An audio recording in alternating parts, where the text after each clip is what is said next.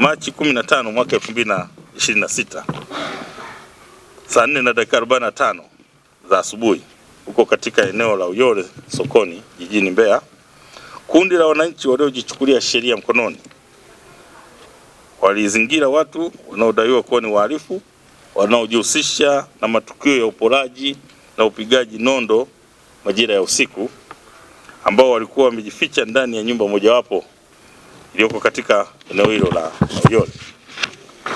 Kufuatia tukio hilo, Jeshi la Polisi mkoa wa Mbeya kupitia askari wa kikosi maalum cha kuzuia na kupambana na matukio ya uhalifu walifika eneo hilo na kukuta kundi la wananchi wakiwashambulia watuhumiwa hao kwa kutumia mawe pamoja na silaha za jadi.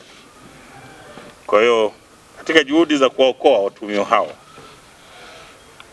wananchi walianza kuwarushia askari mawe ili wasiwafikie au wahalifu kwa ajili ya kuwaokoa, lakini kutokana na umahiri uliopo katika kushughulikia makosa haya, askari wetu waliweza kufanikiwa kuwaokoa jumla ya watuhumiwa 6 kutoka mikononi mwa hao wananchi waliokuwa na hasira, na katika kuwaokoa waliweza kuwakimbiza katika hospitali ya rufaa ya mkoa wa Mbeya kwa ajili ya kupata matibabu, kwa sababu kwa kipindi hicho walikuwa wamejeruhiwa sehemu mbalimbali za miili yao. Kwa hiyo wakati wanafikishwa hospitalini, kati ya wale watuhumiwa 6 waliokamatwa au waliookolewa kutoka kwenye kundi la wananchi, 4 walifariki dunia wakiwa wanapatiwa matibabu katika hospitali hiyo ya rufaa, na waliofariki wakiwa wanapatiwa matibabu ni Eric Nasoro maarufu Eric Mandampo, huyu ana umri wa miaka 20, ni mkazi wa Uyole. Wa pili ni Meshaki Joseph, jina maarufu ni Scofield, huyu naye ana umri wa miaka 20, naye ni mkazi wa Uyole. Wa tatu ni Abdalla Goliamu, naye jina lake maarufu anaitwa Dula na umri wa miaka 20 na ni mkazi wa Sakarani. Na wanne ni Asajile Isaac mwenye umri wa miaka 25, ni mkazi wa sokoni Kingani. Aidha, watuhumiwa wengine wawili waliokuwa wamepata majeraha kipindi hicho waliookolewa kutokana na majeraha madogo waliokuwa nayo walitibiwa na kuruhusiwa kutoka hospitalini, ambao ni Raksi Hamisi mwenye umri wa miaka 23 na Pasco Aroni mwenye umri wa miaka 32. Wote hawa ni wakazi wa Uyole ambao kwa sasa wanaendelea kushikiliwa na kuhojiwa na kikosi maalum cha askari kwa ajili ya kupata ushahidi muhimu ambao utawaunganisha na baadaye waweze kufikishwa mahakamani kwa ajili ya kujibu tuhuma hizi ambazo tumezitaja za kuvamia watu na kuwapiga nondo, wakata mapanga na kufanya uvunjaji na kuiba mali zao. Kwa hiyo katika mahojiano ya awali na watuhumiwa hawa ambao wamenusurika, ambao tunasema tunao katika vituo vyetu vya polisi, walionusurika kuuawa na wananchi, wanakiri kuhusika katika matukio kadhaa ya uhalifu yaliyotokea katika mkoa wetu wa Mbeya na jiji la Mbeya kwa ujumla, na wametaja matukio hayo na wameonyesha maeneo ambako walikwenda kufanya uhalifu huo wakiwa na wenzao ambao tayari wamekwisha fariki sasa, na wametaja kwamba walihusika katika matukio ya unyang'anyi wa kutumia silaha, matukio ya mauaji na uvunjaji, pamoja na kujeruhi baadhi ya wananchi ambao wako hospitalini, wengine wanaendelea kupata matibabu, lakini wengine wamekwisha ruhusiwa na wanaendelea na matibabu ili kupata nafuu ya majeraha ambayo waliyapata. Nilivamiwa, nilikuwa nimelala nyumbani, jamaa wakaiba baadhi ya vitu na kunijeruhi. Nashukuru Mungu naendelea vizuri. Jeshi la polisi na yenyewe nimefanya kazi yake vizuri.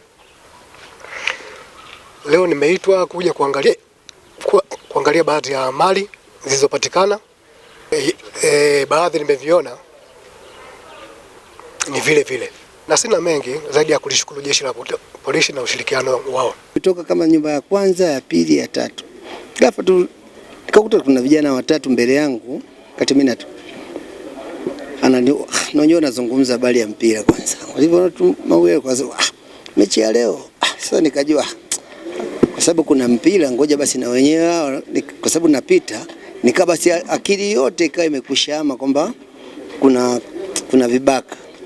Nikaona na hao mtoka kuangalia mpira, acha tumepishana. Yani hata sekunde sikuchukua ndani ya dakika, yani tumepishana mmoja tu katika wale watatu, tumepishana mmoja tu. Nikashangaa niko chini. Maana naona navuja damu, kurukushana nao dakika 2-3 hawakuzungumza lolote. Baada ya kuona uniform wakachukua tu simu, nilikuwa na simu 2, nilikuwa na kiasi kidogo cha pesa cha nauli. Basi wakaniacha kwa sababu ni nyumbani hapo jirani, kama dakika moja tu nikana jitahidi damu navuja tu damu. Kufika tu nyumbani dakika moja tu nikawagonga tu mlango, nikaambia wewe vipi tena hali yako? Nikaambia bwana kuna hiki kimenitokea. Mara fahamu zikaniishia. Wakachukua tu bima ya afya, tulikuwa tunaondoka moja kwa moja. Tulikuwa tunaelekea Mlanasa hospitali. Mimi hali halisi ni kwamba mtoto wangu ameuliwa katika hili siku ambaye alikuwa ameuawa nyumbani kwake. Nilimpa nyumba, mimi naishi nyumba nyingine, mimi na ICS yuko sai. Ameuawa, tumemzika jana. Derek David Mponzi. Kwa hiyo sasa hivi nina wajukuu tu. Huyu mtoto mjukuu wangu. Lakini babake tumemzika kushinda jana. Kwa hiyo ni hali halisi, nimekuja hapa nikiwa nachechemea kwa sababu bado sina nguvu ya kunani. Lakini naomba msaada wa serikali ifanye kazi kama inavyostahili ili hatimaye tuwe katika nchi ya amani. Nchi ya amani, lakini kama tukiacha ende hivi haitakuwa na amani. Kwa hiyo niwaombe wazazi, narudia tena, niwaombe wazazi tuwalee katika maadili watoto wetu. Pia wewe na mimi ndio wasimamizi wazuri wa maeneo yetu. Zamani kwenye magari walikuwa naandika abiria chunga mzigo wako. Kwa hiyo matukio haya yanapotokea mbali, maana kujua na kwako litakufikia. Kwa hiyo naomba utoe ushirikiano mzuri, mwananchi yoyote utoe ushirikiano mzuri, aidha kwa jeshi la polisi, aidha kwetu sisi kama viongozi wa serikali ya mtaa.